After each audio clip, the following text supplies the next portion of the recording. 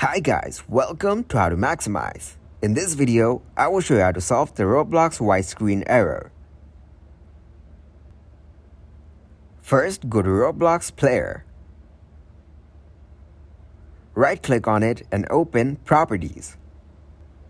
Now click on Compatibility. Make sure to select these two options. Click on Apply to save changes.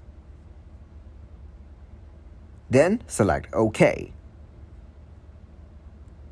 After that, go to the search bar from your taskbar. Now search for background apps. Click to open it. Make sure to turn off the apps to run in the background. Now close this tab. Search for Task Manager in the search bar. Here, turn off any of the apps you'll find here. Reopen your Roblox player.